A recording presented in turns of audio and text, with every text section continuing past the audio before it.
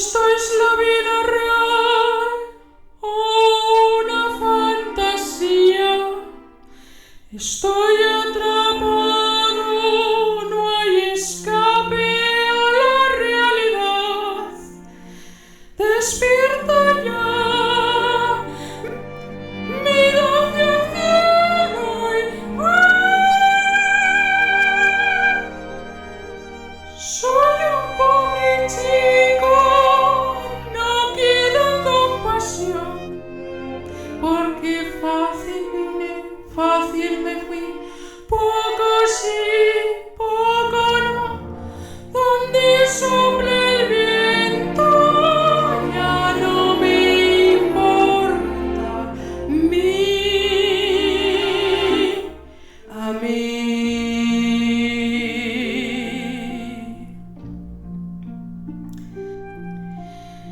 Mamá, alguien maté, la pistola yo manché, del gatillo yo tiré. Mamá,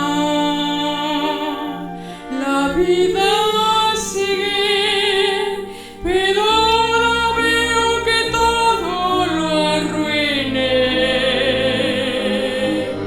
Mamá,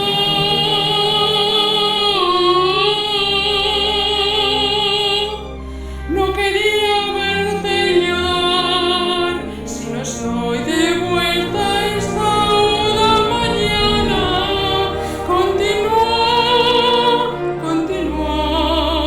como si nada importara.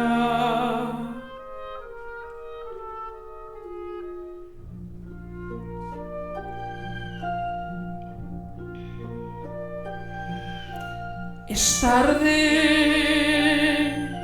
mi hora llegó, escalofríos hay en mi médula espinal.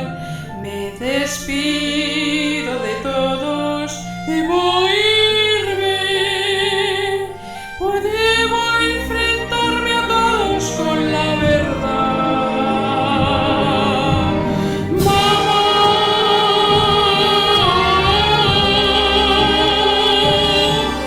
no quiero verte llorar, desearía nunca verla, pero jamás.